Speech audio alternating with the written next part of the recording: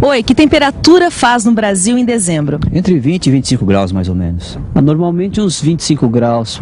Bom, é uma temperatura muito agradável, por volta de 20 a 25 graus.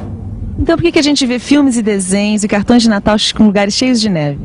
Eu creio que por causa dos europeus que se radicaram aqui no Brasil e trouxeram toda essa tradição de Natal, tipo europeu, neve, Papai Noel. Talvez trazido pelos imigrantes. E o brasileiro já acostumou com essa tradição. Como seria um Natal tipicamente brasileiro? Tipicamente brasileiro? Um Natal com bastante verão. Bem, seria com roupas mais leves, né? Provavelmente o Papai Noel de charrete, não de trenó com as renas, né? Você deve estar perguntando o que a neve e o Natal têm a ver com a metrologia. É que a metrologia ainda hoje utiliza normas internacionais de medição.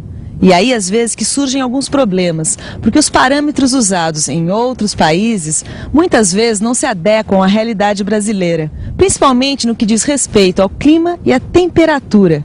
A gente pode observar isso vendo os relógios comparadores. Você conhece alguma norma brasileira que regulamenta os procedimentos e outras condições de calibração dos relógios comparadores? É isso que a gente vai ver nesta teleaula.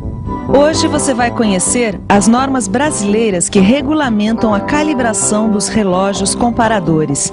Vai aprender como se prepara o relógio comparador para a calibração, como se faz a leitura em uma tabela com desvios totais permissíveis e como, usando diagramas, se identificam erros máximos. Se ajeite na cadeira e pegue seu livro de estudos. Está começando a última teleaula do bloco de metrologia. Sofia, por que a gente tem que adotar tudo que os outros países querem que a gente adote? Calma, Caio. Não é bem assim. Em primeiro lugar, nós precisamos do mercado mundial. Em segundo lugar, grande parte dos parâmetros adotados pelos países desenvolvidos, eles são bem-vindos aqui. Apesar de que em muitas coisas a qualidade, para eles, não é entendida da mesma maneira que por nós.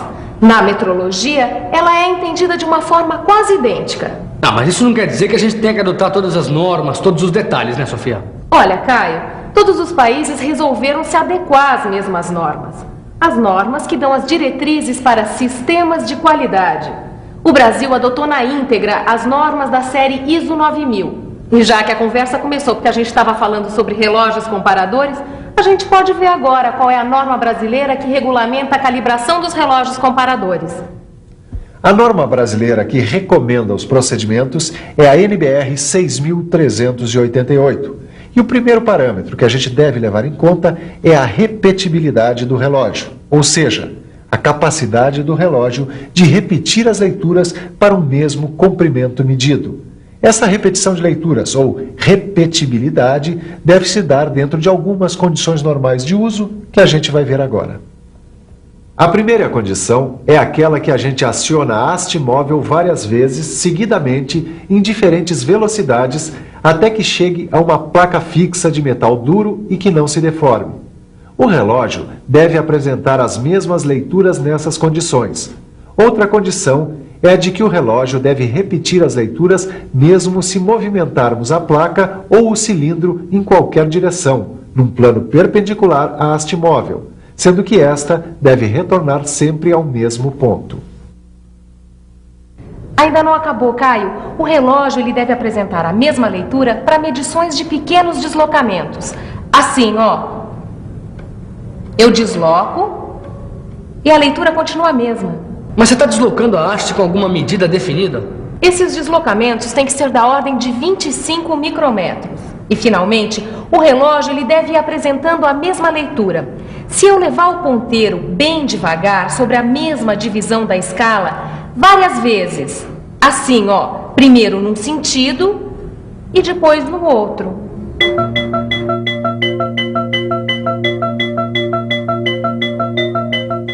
Para essas condições que a gente acabou de ver, Tito, o erro de repetição não pode ser maior do que 3 micrômetros. Ah, outra coisa, esses ensaios devem ser feitos no mínimo 5 vezes para cada intervalo da haste. Ah, Silva, me explica melhor isso. Vamos lá.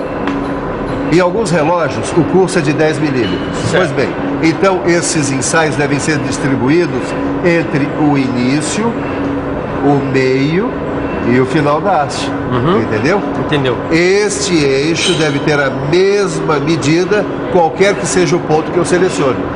Portanto, se eu não tiver um relógio bem calibrado e não tiver controle sobre o erro que ele me apresenta, eu nunca vou ter a certeza da qualidade da peça. É verdade. Quais as normas que você acha importante seguir? Sobre unidades de medida. Na área de faculdade, de colégios técnicos, seria muito importante seguir essas normas. São importantes para ser seguidas, porque todas elas servem para alguma coisa, certo? E para que servem as normas? As normas eu acho servem para facilitar a vida em facilitar as coisas em todos os ramos. Elas também servem para se comunicar. Eu convenciono com alguém dizer que isto aqui é um papel, no momento que a outra pessoa entendeu que isto é um papel, é uma norma entre nós dois que é papel. Eu acho que as normas servem dentro de um mesmo campo de trabalho, quando duas pessoas estão trabalhando na mesma coisa. É isso aí, as normas são fundamentais em alguns setores da nossa vida. Na metrologia, elas garantem a qualidade e parâmetros iguais de avaliação. Nós vamos conferir agora as normas de inspeção dos relógios comparadores. Assim como ocorre com vários outros instrumentos, a calibração de relógios comparadores deve ser feita a temperatura de 20 graus Celsius, temperatura dos laboratórios de metrologia. Isso quando a medição requer exatidão e repetição. Vamos dar uma olhada agora em como se monta o dispositivo de calibração dos relógios comparadores. Preste atenção e fique por dentro.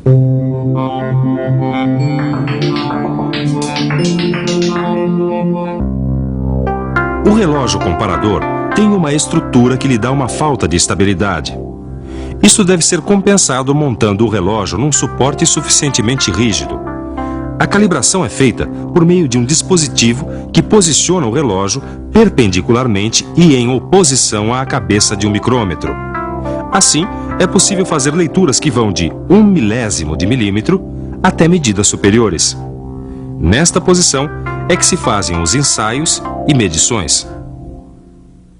O que a gente faz, Caio, é uma série de leituras em espaços determinados. Eu marco os intervalos e faço as leituras no comprimento total do curso útil do relógio. Tá vendo? No começo eu faço a leitura a cada 10º de volta. Deixa eu ver se eu entendi. Primeiro eu preparo todas as condições para fazer uma série de ensaios com o relógio. E é lógico que eu vou fazer um monte de leituras e ter várias medidas. Mas e depois? Como é que eu analiso esses acertos e erros, Sofia? A gente define a exatidão do relógio comparador como a capacidade que ele tem de, dentro de um intervalo específico, dar leituras que tenham erros dentro de desvios que são permitidos. Como é que eu sei quais são esses desvios permitidos? Isso já foi definido, Tito, por uma série de experimentos e colocados numa tabela. A tabela dos desvios totais permissíveis. Essa tabela relaciona os intervalos em que eu vou fazendo as medidas com as diferenças que eu vou obtendo entre essas medidas, entendeu? Deixa eu ver se eu te explico melhor. Me passa esse aferidor. Peraí. Aqui. Eu começo com intervalos de 1/10 de volta e vou fazendo as medidas. Entre essas medidas vai haver diferenças ou não. E eu sigo até 5/10 de volta ou meia volta. Repito isso até para 2 voltas.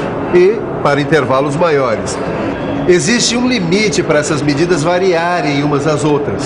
Esse limite é o desvio total permissível. Agora eu entendi.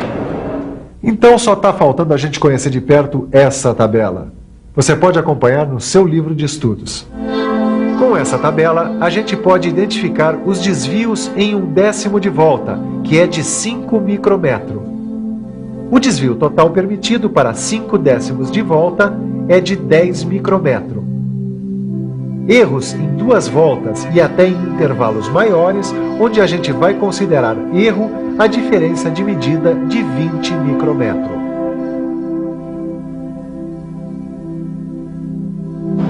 Oi, você já teve um problema com um relógio comparador que não estava calibrado? Sim, às vezes nós temos. Sim, a gente controla alturas de ferramentas e uma vez eu estava acertando uma ferramenta 32, notei que estava com 32,5, aí eu mandei calibrar o relógio, que realmente ele estava fora. Já sim, mais de uma vez. Como é que você percebeu esse problema? Por exemplo, eu tenho uma ferramenta que já vem calibrada para mim, com uma medida específica. E eu passo ela no relógio, está dando uma diferença. Então eu desconfio do relógio. Agora a questão é, eu percebo os desvios entre as medidas e faço o que, Sofia? Bom, primeiro a gente analisa todos os desvios para poder identificar os possíveis erros. E os erros variam. Quer dizer, eu vou ter erros mínimos e erros máximos. O que a gente procura fazer é estabelecer parâmetros para saber quais são os erros aceitáveis. Isso eu entendi. O que eu não entendi é como é que se faz isso. Bom, existem algumas maneiras e a mais comum é analisar e demonstrar os erros do relógio através de diagramas. Ô Tito, nesse diagrama dá para observar os erros em função do seu curso útil. Muito bem.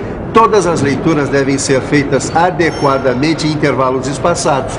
Nesse caso aqui, 1/10 de volta, o que permite demarcar os intervalos do curso útil do relógio e ver o erro máximo do curso útil. Silva, por que esse diagrama apresenta duas linhas? Uma tracejada e a outra contínua. Essas linhas representam uma leitura crescente e outra decrescente, ou seja, o carregamento e o descarregamento da haste do instrumento. Quer dizer que eu vou poder representar o diagrama dos erros de várias maneiras? Vai. Pois é, e você vai poder determinar os períodos que quiser analisar. Por exemplo, eu separei aqui um trecho só com erros da primeira volta do ponteiro do relógio. Aí você vai encontrar o erro máximo da primeira volta. Quer dizer que com o diagrama você acaba tendo uma noção visual do processo de calibração. Exatamente. Quanto mais forem diferentes os erros uns dos outros e quanto mais estiverem fora do desvio permissível, mais longe o relógio comparador vai estar de uma de suas principais qualidades que você já conhece, a repetibilidade. Repetibilidade. Ter a capacidade de repetir as mesmas leituras é qualidade de todos os instrumentos de medição. É o que o faz confiável. Um laboratório de metrologia é o lugar onde se criam as condições definidas pelas normas. É de se esperar, portanto, que um laboratório de metrologia dos Estados Unidos ou da França forneça as mesmas condições que um laboratório brasileiro. A normalização surge para unificar os padrões de qualidade, para garantir que todas as medidas se baseiem nos mesmos padrões. Você já teve vergonha ou medo de perguntar e tirar alguma dúvida? Não. Por quê? Porque hoje no dia a dia, quando você está trabalhando numa máquina, você não pode ficar com dúvida, né? Você precisa esclarecer na hora para você poder fazer a peça. Depende da situação, a gente perguntando, a gente aprende cada vez mais, né? Então, a gente tem que perguntar mesmo. E se você tem vergonha de perguntar, trate de perder essa vergonha, porque a gente economiza tempo e entende melhor quando pergunta. E antes que você comece a perguntar agora, vamos ver se a gente consegue esclarecer algumas das suas dúvidas com a revisão. E atenção, se liga aí que é a hora da revisão. Na teleaula de hoje, você viu que uma das principais características dos relógios comparadores é a sua repetibilidade, sua capacidade de repetir as leituras nas condições normais de uso.